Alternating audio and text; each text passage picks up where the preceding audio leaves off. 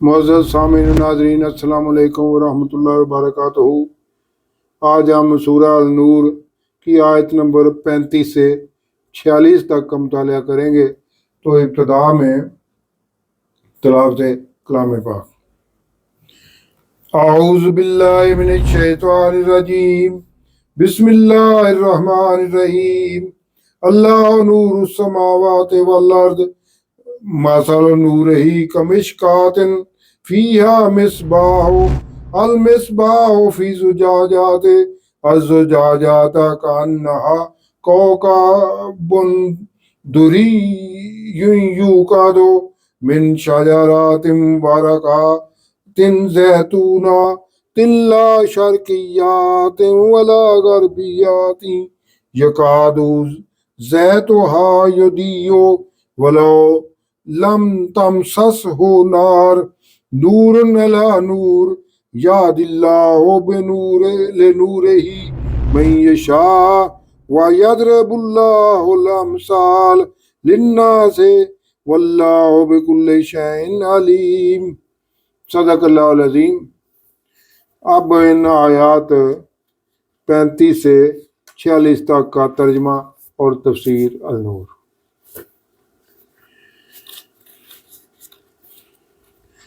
اس حصے میں یعنی آیت 135 سے ایمان اور اسلام کے حوالے سے بہت اہمیت کی حامل ہے کہ معاشرے میں 3 طرح کے لوگ ہمیشہ موجود رہے ہیں۔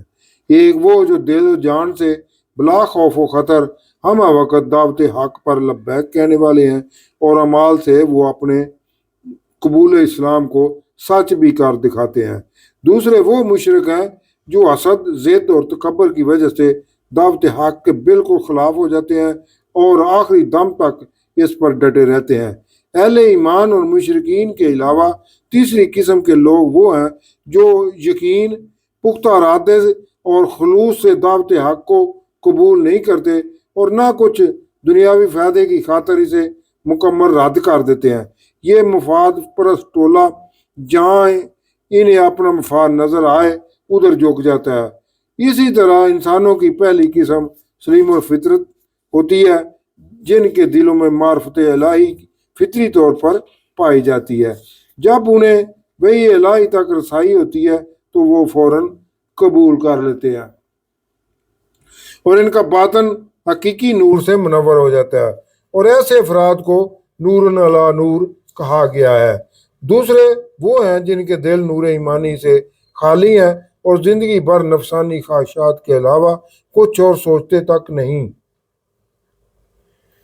انہیں ظلمت سے تعبیر کیا گیا ہے۔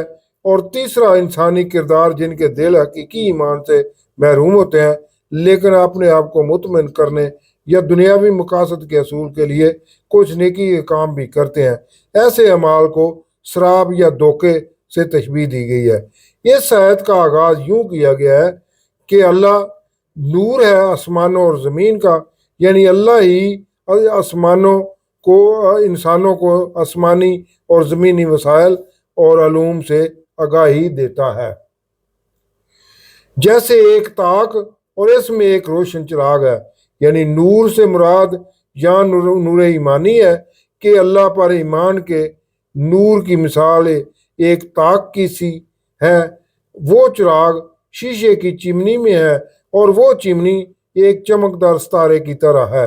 جیسے پرانے زمانے میں چراغ کو جلانے کے بعد اس پر ایک شیشے کی چمنی چڑھا دی جاتی تھی اور روشنی شیشے میں سے گزر کر آتی تھی تو ایسا لگتا تھا کہ جیسے شیشہ چمک رہا ہے۔ انسانی دل کی بھی چراغ سے تشبیہ دی گئی ہے، جو پسلیوں کے طاق میں بند ہے اور سینے اور پیٹ کے اعضاء کو علیحدہ کرنے کے لیے ایک پردہ بھی موجود ہے، یعنی اس طاق کا ایک فرش بھی موجود ہے جس میں انسانی دل رکھا ہوا ہے۔ یہ اہل ایمان کا دل ہوتا ہے۔ انسانی روح میں جو نور ایمانی پہلے سے موجود تھا، جس پر نور وحی الہی پڑا تو وہ جگمگا اٹھا۔ وہ چراغ جلایا جاتا ہے زیتون کے ایک مبارک درخت سے جو نہ مشرقی ہے اور نہ ہی مغربی، یعنی وحی الہی کے نور سے بندہ مومن کے دل میں موجود نور کو چاروں طرف سے जला बख्शी जाती है। करीब है कि इस दरख्त जैतून का तेल खुद बखुद चमक उठे, चाहे इसे आग ने अभी छुआ भी ना हो। जैसे पेट्रोल दूर से ही आग पकड़ लेता है, इसी तरह सलीमुल फितरत अहले ईमान को भी वही इलाही का दूर से पता चल जाए तो वो कोई लम्हा गुजारे बगैर इसे कबूल कर लेता है। जैसे जैतून का आला तेल फौरन आग पकड़ लेता है। यही नूर नूर ही नूर है, इंसानी रूह और दिल का नूर है मार्फत इलाही। दिल इंसानी रूह और दिल का नूर मार्फत इलाही व नूर ईमान जो पैदाइशी तौर पर इसके अंदर मौजूद है, मगर दुनियावी माहौल और दिलो रूह पर पड़ने वाले मनफी असरात से शऊर ईमानी गफलत और मादा परस्ती के पर्दों में छुप गया है और गैर फ़ाल हो चुका है। वो वही इलाही के नूर से फ़ाल हो गया और इंसान के अंदर मौजूद नूर और नूर इलाही मिलकर अंदर और बाहर नूर ही नूर हो गया। ये दर्जा सिद्दीकीन का होता है जो फौरन हुक्म इलाही को कबूल कर लेते हैं। हदायत देता है अल्लाह अपने नूर की जिसको चाहता है, यानी जो भी इसे अता इलाही का तालब होगा इसे ही ये नेमत अता की जाएगी। और अल्लाह ये मिसालें बयान करता है लोगों के लिए, जबकि अल्लाह हर चीज़ का इल्म रखने वाला है।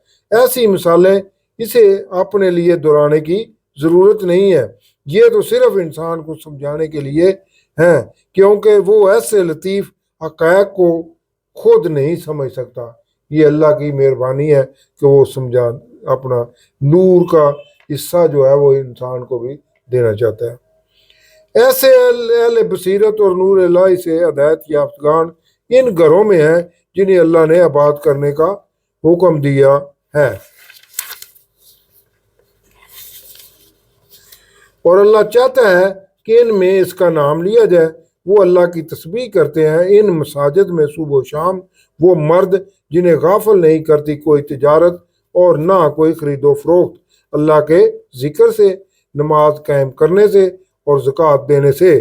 फिर भी वो डरते रहते हैं इस दिन क़यामत से जिस दिन उल्ट जाएंगे दिल और आंखें, ताकि अल्लाह इन्हें अच्छी जज़ा दे इनके अमाल की, यानी अल्लाह का तकवा रखने वालों को ही ये जज़ा मिलेगी, उनके अमाल भी अच्छे होंगे और उन्हें अपने फजल से भी नवाजेगा, यानी मज़ीद भी अता करेगा।